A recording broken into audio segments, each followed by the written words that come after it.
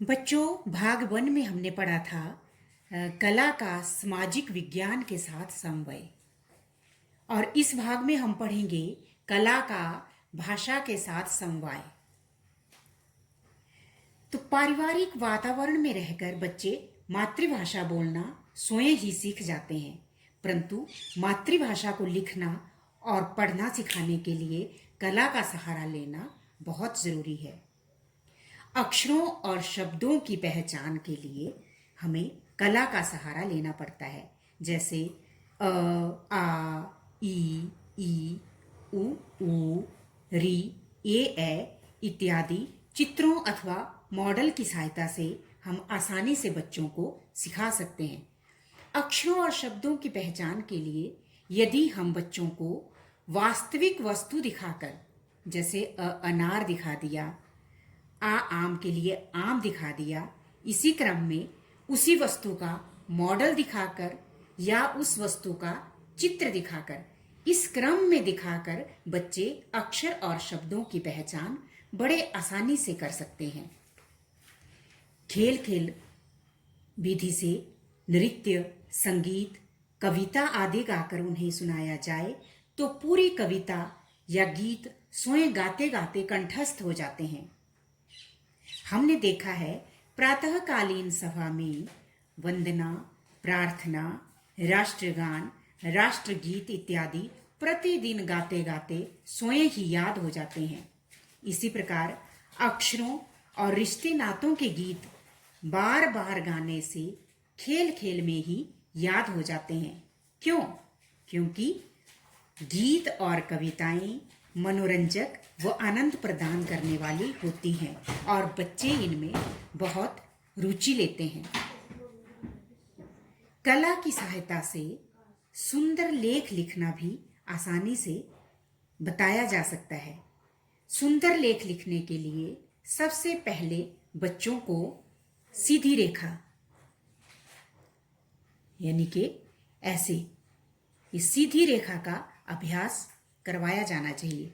उसके बाद खड़ी रेखा का अभ्यास, खड़ी रेखा के बाद अर्धवृत्त बनाना सिखाया जाए, फिर चाप का अभ्यास और उसके बाद वृत्त का यदि अभ्यास करवाया जाए तो हम पाते हैं कि अंग्रेजी भाषा में ये जो अक्षर हैं आई, एच, एल, टी, ओ, सी, डी, पी इत्यादि इन अक्षरों की बनावट या तो सीधी रेखा से, खड़ी रेखा से, अर्धवृत्त से, चाप और वृत्त आदि से ही बनती है। अक्षरों की बनावट, ऊंचाई, परस्पर समान दूरी यदि कलात्मक ढंग से सिखाई जाए तो बच्चे अवश्य ही सुंदर लेख लिख सकेंगे। बच्चों को नृत्य, संगीत, कहानी, कविता के माध्यम से खेल खेल में ही मातृभाषा का ज्ञान सरलता से करवाया जा सकता है। कहानियों, नाटकों का शीर्ष निष्कर्ष निकालकर अच्छी आदतें डाली जा सकती हैं, जैसे सदा सत्य बोलो, ईमानदार बनो, परिश्रम सफलता की कुंजी है। इसी प्रकार टीम में खेलने, समूह गीत गाने, नाटक में भाग लेने से परस्पर सहयोग करने तथा मिलकर काम करने की भावना का विकास होता है। तो विभिन्न भाषाएं, चाहे वो बच्चों को आती हो चाहे ना आती हो, परंतु हमने कई बार देखा है कि संगीतकार विभिन्न भाषाओं के गीत गाकर सिद्ध कर देते हैं कि संगीत के माध्यम से अन्य भाषाओं का ज्ञान सरलता से हो जाता है। अतः मातृभाषा और दूसरी भाषाएं सिखाने के लिए कला बहुत ही सहायक है। अब हम देखेंगे कला का विज्ञान विषय के साथ समवाय। बच्चों, हम जानते हैं कि विज्ञान प्रयोगों और प्रामाणिकता पर आधारित विषय है, जिसके अंतर्गत मानव विकास के लिए नए नए आविष्कार होते रहते हैं। और कोई नया आविष्कार होता है तो सर्वप्रथम वैज्ञानिक उसका पूरा मॉडल तैयार करते हैं। तो इसलिए विज्ञान विषय एक ऐसा विषय है जो कला के बिना अगर पढ़ाया जाए तो समझ में, बच्चों की समझ से परे होता है। उदाहरण के तौर पर यदि हमने बच्चों को सूर्य ग्रहण, चंद्र ग्रहण अथवा मानव शरीर के भागों जैसे नाक, कान, आंख, फेफड़े, हृदय इत्यादि के बारे में जानकारी देनी है तो ये बिना मॉडल अथवा चित्र की सहायता से नहीं समझ आता। इनको समझाने के लिए हमें चित्र अथवा मॉडल की सहायता लेनी पड़ेगी। जैसे बच्चों को चंद्र ग्रहण के बारे में समझाना है तो यदि ऐसा चित्र हमारे पास पड़ा है जिसमें हम बच्चों को आसानी से बता सकते हैं कि चंद्र ग्रहण में सूर्य की स्थिति क्या है, पृथ्वी की स्थिति क्या है और चंद्रमा की स्थिति क्या है, हम आराम से बच्चे इसको समझ पाएंगे कि इस चंद्र ग्रहण में पृथ्वी जो है वो सूर्य और चंद्रमा के बीच में आ जाती है, जिस कारण सूर्य की किरणें चंद्रमा पर नहीं पड़ती और चंद्र ग्रहण लग जाता है। इसी प्रकार सूर्य ग्रहण का कॉन्सेप्ट समझाने के लिए हम बच्चों को बता सकते हैं कि इस ग्रहण में चंद्रमा की स्थिति सूर्य और पृथ्वी के मध्य में हो जाती है और आप देख रहे हैं कि इस भाग पर सूर्य की किरणें पृथ्वी पर नहीं पड़ती, जिस कारण सूर्य ग्रहण पृथ्वी के इस भाग पर सूर्य ग्रहण लग जाता है। इस प्रकार समझाने से बच्चों को मॉडल या चित्र की सहायता से बच्चे उसमें बहुत रुचि भी लेंगे और बच्चों को ये कॉन्सेप्ट बहुत आसानी से समझाया जा सकता है। इसी प्रकार पौधे के अलग अलग भागों और उनके कार्यों को भी हम चित्र और मॉडल की सहायता से समझा सकते हैं। ये पौधे के भाग हैं तो बच्चों को पौधे के भाग का अगर चार्ट हम बनाएंगे और दिखाएंगे कि बच्चों ये इस पौधे की जड़ है, ये तना है, ये शाखाएं हैं, ये इसके पत्ते हैं, ये यहाँ पर फल है और ये फूल है, तो बच्चे आराम से एकदम से और बड़े रुचिकर ढंग से इसको सीख जाते हैं। इसी प्रकार फूल के भागों के बारे में भी हम बच्चों को समझा सकते हैं कि ये बाह्यदल है, ये पंखुड़ियाँ हैं, ये पुंकेसर है और ये स्त्री केसर है। इस प्रकार बच्चों को हम समझा सकते हैं। इसी तरह से यदि बहुत बड़ा सिद्धांत अगर बच्चों को समझाना हो तो उसका मॉडल तैयार करके बच्चों को आसानी से समझाया जा सकता है। जैसे इतना बड़ा जहाज पानी में तैर जाता है लेकिन छोटी सी सुई पानी में डूब जाती है। इस सिद्धांत को यदि हम मॉडल की सहायता से बच्चों को समझाएंगे तो बच्चे बहुत आसानी से इसे समझ जाएंगे। ऐसे ही साइफन का मॉडल बनाकर समझाया जा सकता है कि पानी नीचे की ओर बहता है। ये कॉन्सेप्ट भी बच्चों को बहुत आसानी से मॉडल की सहायता से समझाया जा सकता है। तो बच्चों, इस प्रकार हम देखते हैं कि विज्ञान एक ऐसा विषय है इसे हम कला का सहारा लिए बिना नहीं समझा सकते। कला के प्रयोग, कला का सहारा लिए इस विषय को हम बहुत आसानी से बच्चों को समझा सकते हैं।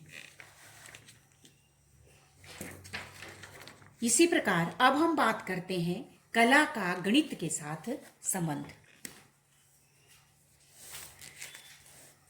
बच्चों, गणित प्राथमिक कक्षाओं में बहुत ही महत्वपूर्ण विषय है। गणित की ये विशेषता है कि यह रटने से कभी नहीं आता और समझाने से बहुत अच्छी तरह से समझ में आ जाता है। और हम जानते हैं कि कला आनंददायक तथा मनोरंजक है, तो गणित विषय को भी मनोरंजन का रूप देकर सिखाने का प्रयास किया जा सकता है।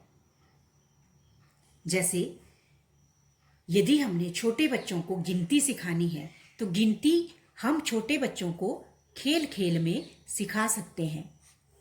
कैसे?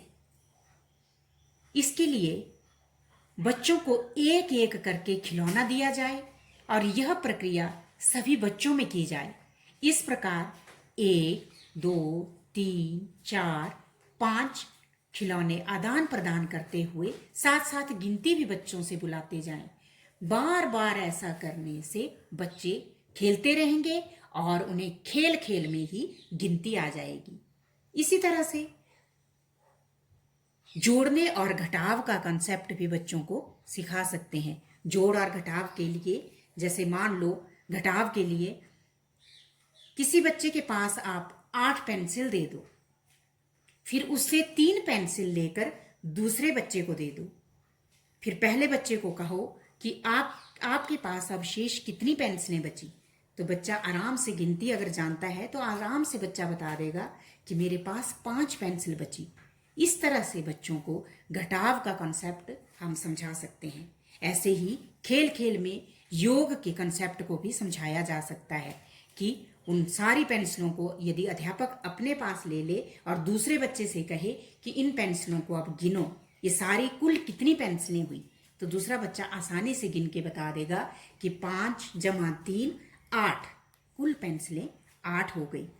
इसी प्रकार अध्यापक के पास 35, मान लो 35 पेंसिलें हैं। गुणा और भाग का कंसेप्ट सिखाने के लिए मान लो अध्यापक के पास 35 पेंसिलें हैं, उन्हें 7 बच्चों में बांटना है। तो कैसे बांटेंगे? तो 7 बच्चों को सर्वप्रथम अध्यापक एक पंक्ति में खड़ा कर देगा, फिर एक एक पेंसिल उनके पास बांट देगा। फिर अध्यापक कहेगा कि अपने आपके पास कितनी कितनी पेंसिलें आई, इनकी गिनती करो। तो बच्चे आराम से बता देंगे कि प्रत्येक के हिस्से में 5 पेंसिलें आई। अतः इसका मतलब है कि 35 को जब 7 बच्चों में भागों में बांटा तो 5 शेष आया। तो ये भाग का कॉन्सेप्ट इस तरह से बताया जा सकता है। और इसी प्रकार से गुणा का कॉन्सेप्ट भी बच्चों को समझाया जा सकता है।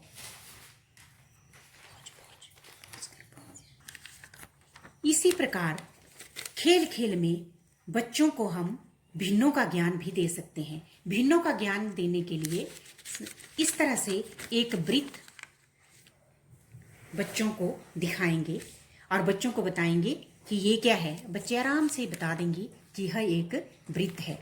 अब इसको ऐसे जब हम 2 हिस्सों में काटेंगे, ये इसके 2 हिस्से हो गए, तो बच्चे आराम से बताएंगे कि ये आधा है। तो आधा कैसे लिखते हैं ये हम लिखना बच्चे को बता देंगे। और इसी प्रकार इसके हम ऐसे इस तरह से 4 हिस्से कर देंगे और बच्चे इस एक्टिविटी को बड़े ध्यान से देखते हैं और ये कॉन्सेप्ट भिन्नों का बड़े आराम से समझ जाएंगे।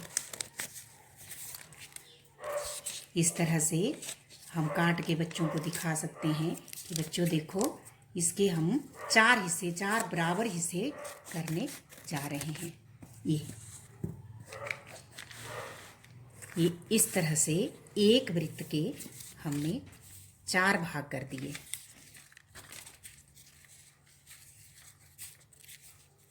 एक वृत्त के ये 4 भाग हो गए। तो बच्चों को भिन्नों का कंसेप्ट सिखाने के लिए आराम से हम बता सकते हैं कि बच्चों ये एक भाग जो है ये 1/4 है और ये आधा भाग हो गया। और यदि हम इन तीन भागों को इकट्ठे लेते हैं, ये 3/4 हो गया। 3/4, 1 2 3 और एक के हमने 4 भाग किए, इसलिए ये 3/4 हो गया। और एक भाग जो है वो 1/4 और इस तरह से ये पूरा भाग 1/2 हो गया। ये मिला के ये 3/4 हो गया और ये एक भाग जो है वो 1/4। तो इस तरह से यदि हम समझाएंगे तो बच्चे खेल खेल में भिन्नों का कंसेप्ट भी बड़े आराम से सीख जाते हैं। ऐसे ही खेल खेल में ज्यामितीय आकृतियाँ जैसे त्रिभुज, चतुर्भुज, बेलन, शंकु, आयत, वृत्त इत्यादि का ज्ञान भी हम बच्चों को बड़ी आसानी से करवा सकते हैं।